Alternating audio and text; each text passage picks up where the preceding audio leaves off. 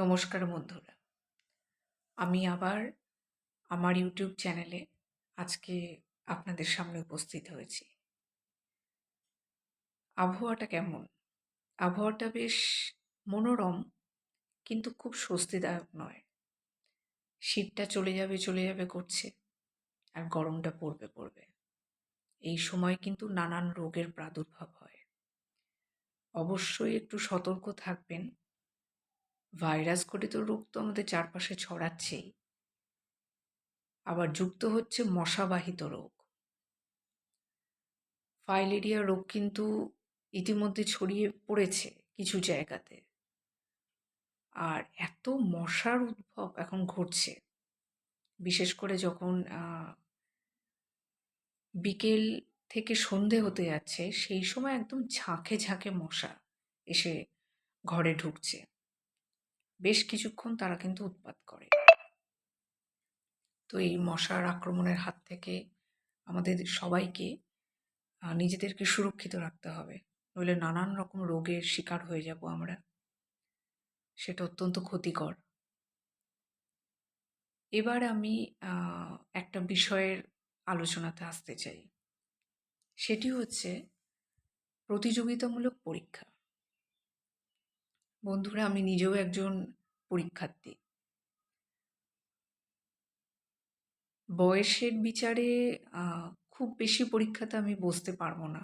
খুব সীমিত কয়েকটা পরীক্ষাতেই আমি বসার সুযোগ পাই, এবং সেটিও সম্ভব হয়েছে কারণ রাজ্য সরকারি পরীক্ষাতে অসংরক্ষিত শ্রেণীর বয়সসীমা কিছুটা বেশি, যে কারণে এইসব পরীক্ষাগুলোতে বসার সুযোগ আমি পাই।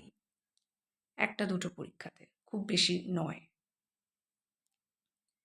কিন্তু অনেক পরীক্ষার্থী আছেন যাদের বয়স অনেক কম, তাদের কাছে নানান ধরনের পরীক্ষাতে বসার সুযোগ আছে, কেন্দ্রীয় সরকারি, রাজ্য সরকারি,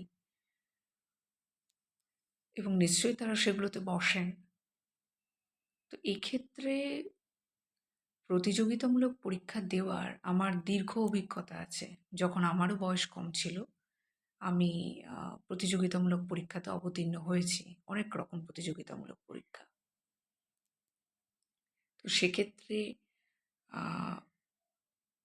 আমার অভিজ্ঞতা এবং আমার অভিজ্ঞতা থেকে প্রাপ্ত যে জ্ঞান, সেই জ্ঞান আজকে আমি আপনাদের সঙ্গে শেয়ার করতে চাই।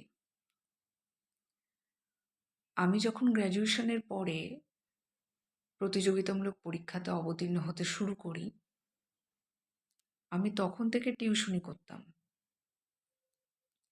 সব সাবজেক্টের টিউশনি করতাম, বাড়ি গিয়ে বাচ্চাদের পড়াতাম। খুব বেশি সংখ্যক বাচ্চাকে তো ওইভাবে পড়ানো যায় না।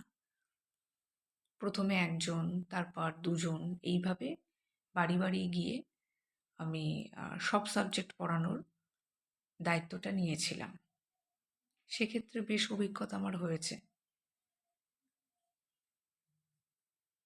আর কম্পিটিটিভ এক্সামগুলো আমি দিতাম। তো এই রকম রুটিনে যখন আমি ছিলাম, তখন চাকরির পড়াশোনাটা করতে কোনো অসুবিধা হতো না। তখন বয়স কম, এনার্জি সর্বাধিক। তো খুব সহজেই আমরা ওই বয়সে যারা ছিলাম, সবাই চাকরির পরীক্ষাটাকে খুব গুরুত্ব সহকারে দেখতাম এবং পরীক্ষার প্রস্তুতি নিতাম।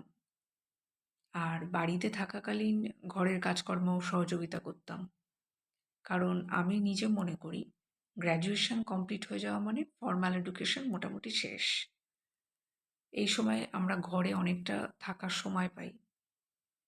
তো তখন বাড়ির লোককে ঘরের কাজে সাহায্য করাটা উচিত, কারণ আমরাও তো সংসারের সদস্য। তো সেটা আমি করতাম। আবার মাঝপথে একবার মনে হয়েছিল যে কেন প্রাইভেটে জব খুঁজবো না। প্রাইভেটে যদি জব করতে পারি তাহলে বেশ কিছু টাকা আমার রোজগার হবে। আমি সে চেষ্টাও করেছি, কিন্তু তারপরেই মনে হয়েছে যেহেতু চাকরির পরীক্ষা দিই, চাকরির পরীক্ষাটা তো এত ক্যাজুয়ালি নিলে তো হবে না। চাকরি পেতে সময় তো লাগবে, কবে হবে কী হবে জানি না। কিন্তু এত ক্যাজুয়ালি নিলে তো হবে না সেটাকে। তো প্রাইভেটে জবের অ্যাপ্লিকেশন পাঠালেও আমি জব বেশি একটা গুরুত্ব তখন দিইনি। আজকে যখন সেই কম বয়স আর নেই, নতুন করে চাকরির পরীক্ষার দুনিয়াতে আবার ফিরতে হচ্ছে, এবং এখন পরিস্থিতি নিশ্চয়ই আগের থেকে অনেক বেশি চ্যালেঞ্জিং হয়ে গেছে আমার কাছে এবং আমার মতো আরও অনেকের কাছে। কারণ বয়স বেড়ে গেছে, পরিবেশ পরিস্থিতি বদলে গেছে, মানসিক চাপটাও বেড়ে গেছে, সুযোগটা অনেক কমে গেছে। বাড়িতে বাবা মার চিন্তাটাও বেড়ে গেছে, তাদেরও শরীর আর আগের মতো নেই। এখনও আমি বেশ কিছুদিন বেসরকারি জবের জন্য চেষ্টা করেছি। কোথাও অল্প সময়ের জন্য বেসরকারি জবেতে আমি প্রবেশও করেছি। আমি কিছুদিন জব করেছি, হয়তো কিছুদিন মানে খুবই অল্প সময়, 2-3 দিন। কিন্তু 2-3 দিন জব করার পরে আমি দেখেছি যে বাড়িতে যখন ফিরছি তখন অত্যন্ত ক্লান্ত হয়ে পড়ছি। পড়াশোনা তো ধরতেই পারছি না, এবং সবথেকে যেটা বড় কথা, পড়াশোনার ফোকাসটা একদম সরে যাচ্ছে, মাথা থেকেই বেরিয়ে যাচ্ছে। এই রকম যদি পরিস্থিতি হতে থাকে, সেক্ষেত্রে একাডেমিক পড়াশোনা তো হবেও না, এবং কম্পিটিটিভ এক্সাম কিন্তু আমার নিজের মতে অনেক বেশি চ্যালেঞ্জিং একাডেমিক পড়াশোনার থেকে। কম্পিটিটিভ এক্সামটা কিন্তু কোনো মতেই হবে না।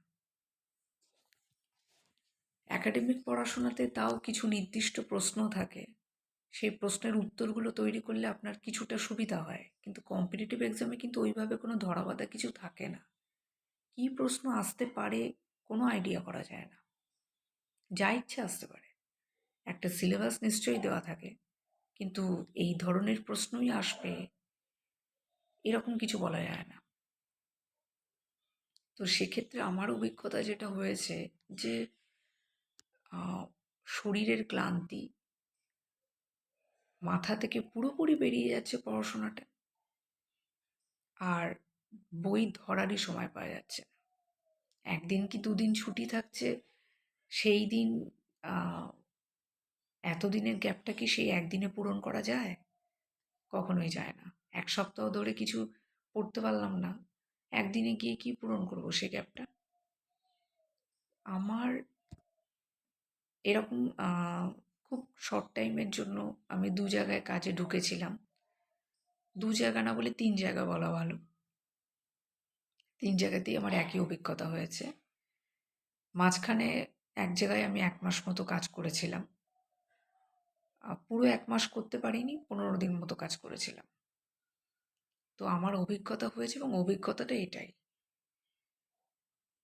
তো এক্ষেত্রে যারা আমার মতো আছেন, বেশি বয়সে চাকরির পরীক্ষাতে অবতীর্ণ হচ্ছেন, চাকরিটা তো সবারই দরকার। খুব চ্যালেঞ্জটা যাদের নিতে হচ্ছে, বিশাল চ্যালেঞ্জ এটা, আমি মনে করি।